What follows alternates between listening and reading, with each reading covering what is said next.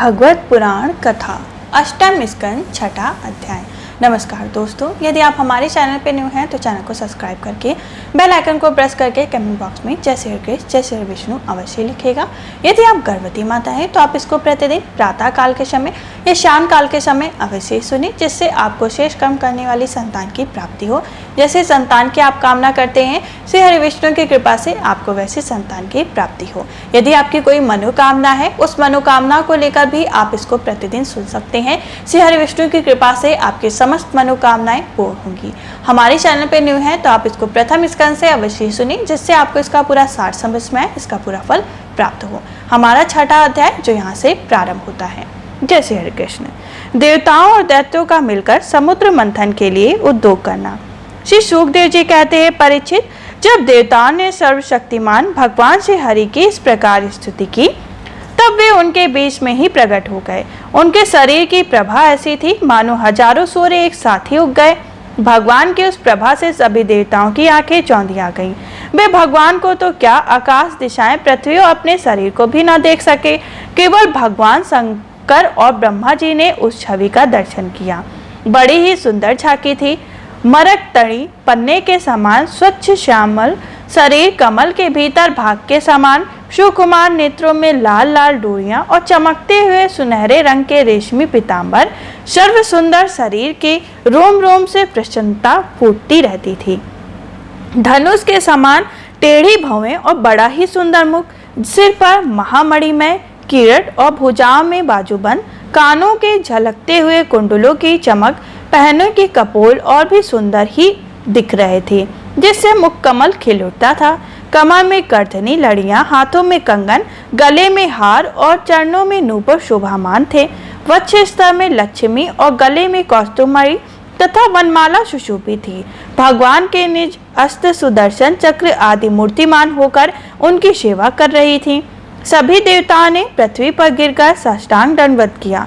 फिर सारे देवता साथ ले शंकर जी तथा ब्रह्मा जी परम पुरुष भगवान की स्तुति करने लगे। ब्रह्मा जी ने कहा, जो जन्म, स्थिति और प्रलय से कोई संबंध नहीं रखते, जो प्राकृत गुणों से रहित एवं मोक्ष स्वरूप परम आनंद के महान समुद्र हैं, जो समुच्च से सूक्ष्म भी हैं और जिनका स्वरूप अनंत है, उन परम ऐश्वर्यशाली प्रभु को हम लोग बार बार नमस्कार करते हैं। श्री सुखदेव जी कहते हैं, ब्रह्मा आदि देवताओं ने इस प्रकार स्तुति करके अपनी सारी इंद्रियां रोक ली और सब बड़ी ही सावधानी के साथ हाथ जोड़कर खड़े हो गए। उनकी स्तुति सुनकर उसी प्रकार उनके हृदय की बात जानकर भगवान मेघ के समान गंभीर वाणी से बोले, परीक्षित, समस्त देवताओं के तथा जगत के एकमात्र स्वामी भगवान अकेले ही उन सब का कार्य करने में सामर्थ्य थे। फिर भी समुद्र मंथन आदि लीलाओं के द्वारा विहार करने की इच्छा से वे देवताओं को संबोधित करके इस प्रकार कहने लगे। श्री भगवान ने कहा, ब्रह्मा, शंकर और देवताओं, तुम लोग सावधान होकर मेरी सलाह सुनो। तुम्हारे कल्याण का यही उपाय है कि इस समय असुरों पर काल की कृपा है, इसलिए जब तक तुम्हारे अभ्युदय और उन्नति का समय नहीं आता, तब तक तुम दैत्य और दानों के पास जाकर उनसे संधि कर लो। देवताओं कोई बड़ा कार्य करना हो तो शत्रुओं से भी मेल मिलाप कर लेना चाहिए। यह बात अवश्य है कि काम बन जाने पर उनके साथ सांप और चूहे वाला बर्ताव कर सकते हैं।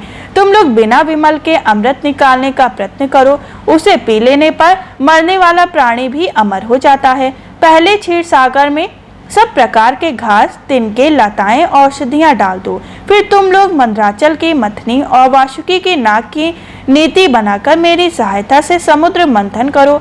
अब आलस्य और प्रमाद का समय नहीं। देवताओं, विश्वास रखो, दैत्यों को तो मिलेगा केवल श्रम और क्लेश, परंतु फल मिलेगा तुम ही लोगों को। देवताओं, असुर लोग तुमसे जो जो चाहें सब स्वीकार कर लो। शांति से सब काम बन जाते हैं। क्रोध करने से कुछ नहीं होता। पहले समुद्र से कालकूट विष निकलेगा, उससे डरना नहीं। और किसी भी वस्तु के लिए कभी भी लोभ ना करना। पहले तो किसी वस्तु की कामना ही नहीं करनी चाहिए, परंतु यदि कामना हो और वह पूरी ना हो तो क्रोध तो करना ही नहीं चाहिए। श्री सुखदेव जी कहते हैं, परीक्षित, देवताओं को यह आदेश देकर पुरुषोत्तम भगवान उनके बीच में ही अंतर्धान हो गए। वे सर्वशक्तिमान एवं परम स्वतंत्र जो ठहरे, उनकी लीला का रहस्य कौन समझ सकता है। उनके चले जाने पर ब्रह्मा और शंकर फिर से भगवान को नमस्कार किया और वे अपने अपने लीलाओं लोकों को चले गए। तदनंतर इंद्र देवता राजा बलि के पास गए। देवताओं को बिना अस्त्र शस्त्र के सामने आते देखकर दैत्य सेना पतियों के मन में बड़ा क्षोभ हुआ। उन्होंने देवताओं को पकड़ लेना चाहा, परंतु दैत्यराज बलि संधि और विरोध के अवसर को जानने वाले एवं पवित्र कीर्तिमान संपन्न थे। उन्होंने दैत्यों को वैसा करने से रोक लिया। इसके बाद देवता लोग बलि के पास पहुंचे। बलि तीनों लोगों को जीत चुका था। वे समस्त संपत्ति सेवित एवं असुर सेनापति को सुरक्षित होकर अपने सिंहासन पर बैठे हुए थे।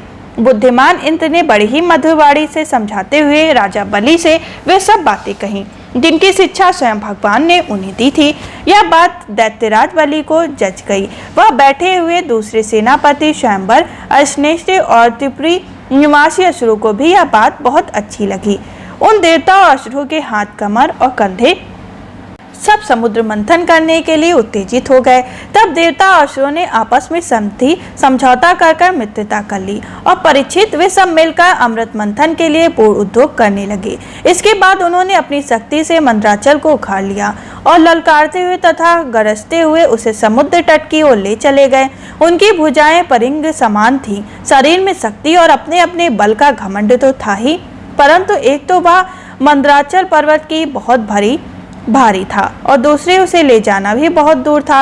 इससे इंद्र, बलि आदि सबके सब हार गए। जब वे इस प्रकार मंदराचल को आगे ना ले जा सके तब विवश होकर उन्होंने उसे रास्ते में ही पटक दिया। वह सोने का पर्वत मंदराचल बड़ा ही भारी था। गिरते समय उसने बहुत से देवताओं और दानों का चकनाचूर कर डाला। उन देवताओं और असुरों के हाथ, कमर और कंधे भी टूट ही गए थे।